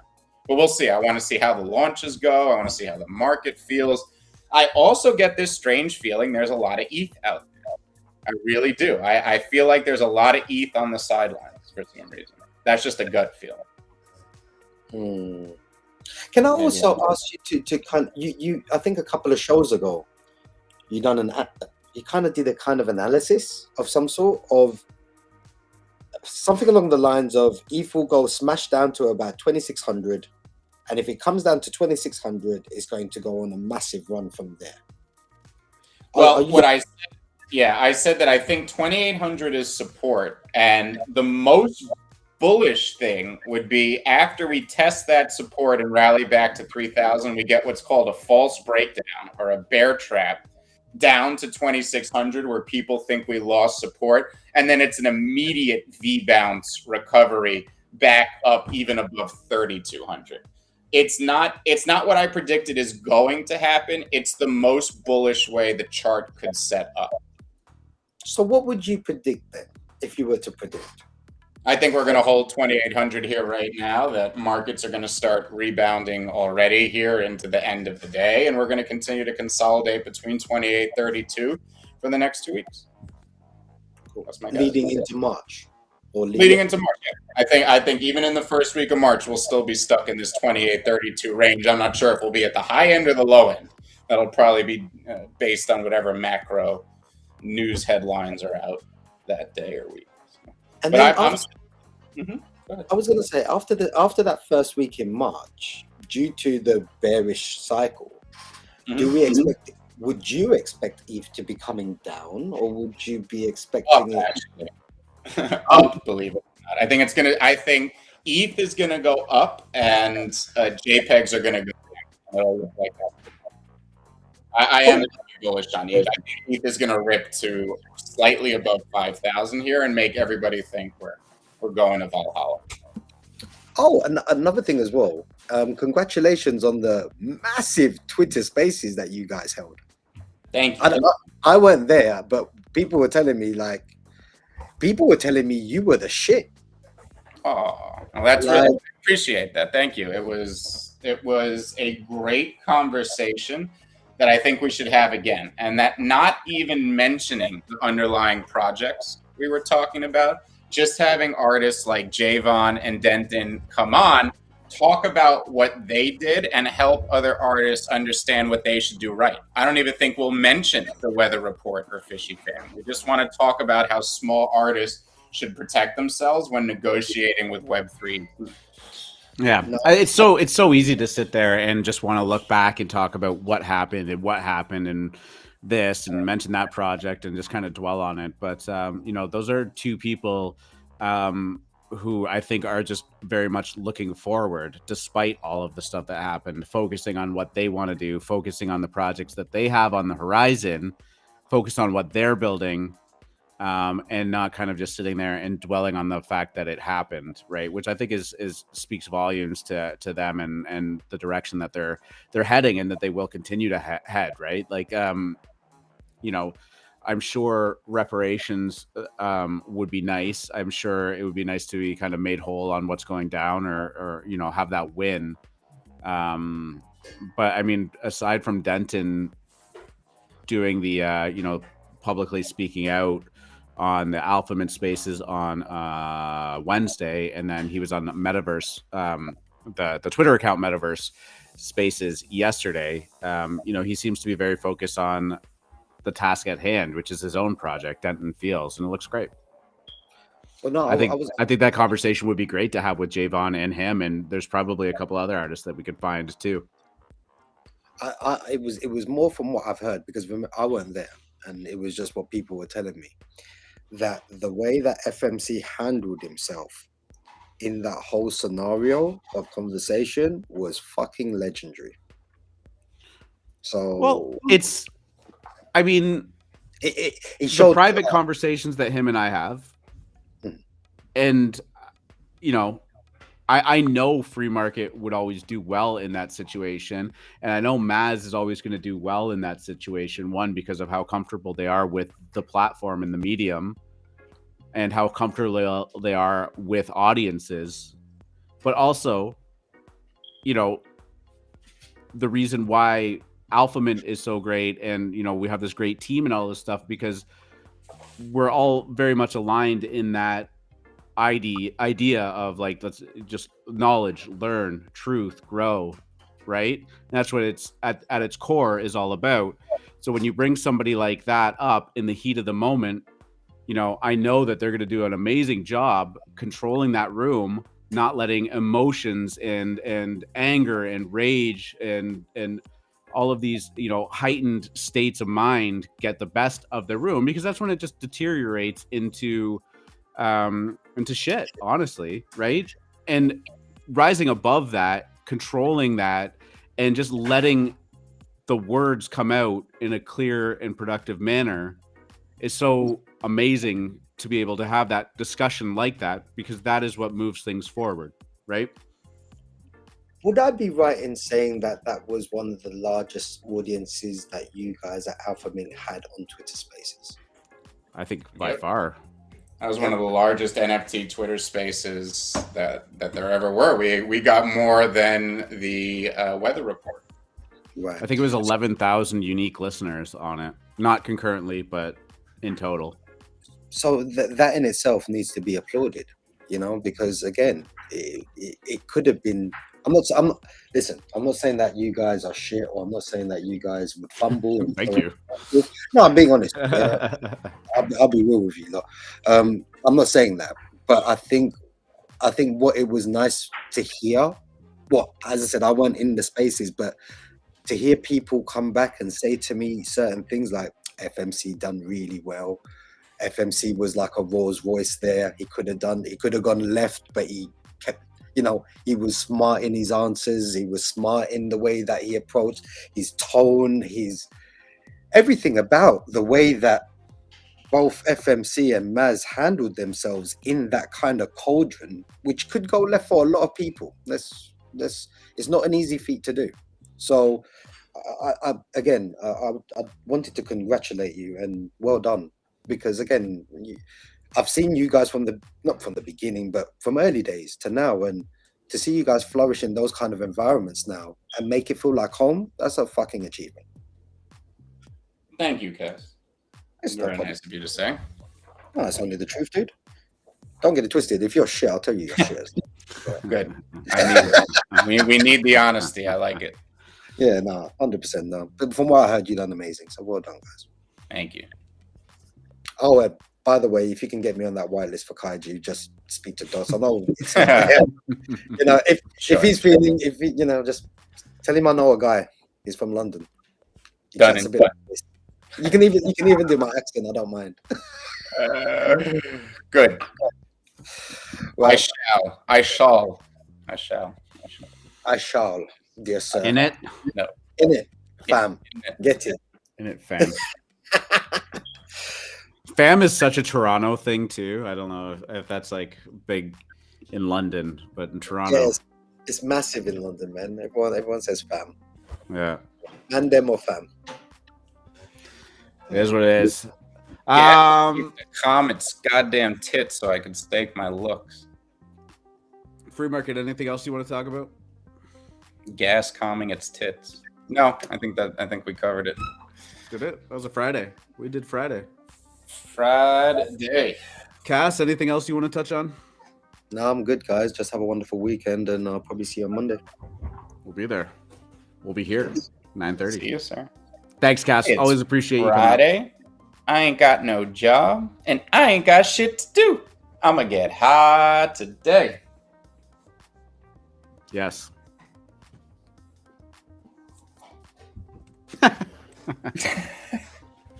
Love it. Guys, thank you so much for tuning in today. We appreciate it. A great show. Lots of listeners. Always love having the familiar faces as well as the new ones around. If you tuned in late, we kind of just, free-formed it a little bit more than we typically do, but we had a lot of great discussions. We talked a bit about the doxing thing and with BuzzFeed and Bored Apes kind of in hindsight. We talked about World of Women. We talked about Raid Party a little bit. We talked about BeanBag Frens, Clementine's Nightmare, KoKoDi reveal, EdenHorde reveal we touched on. Next week is the week, right? Like tons of great drops going down. We're going to be looking forward to minting Star Catchers on Tuesday. Wonder Pals is going down. God, what was the other one? Invisible Friends is happening. That's going to be a lot of fun. So look to next week. We're going to have lots to unpack. Hopefully Raid Party starts this weekend too, and we'll be able to start talking about that on Monday. Fingers crossed. Obviously the show is recorded on YouTube and Spotify. If you want to take a look at it later, if you tuned in late, all of our past episodes are up there as well. So we appreciate you showing up. We will do this again on Monday at 9:30 a.m. Eastern. Free market. Get us out of here. Good luck at the tables, you beautiful degenerates. See you Monday.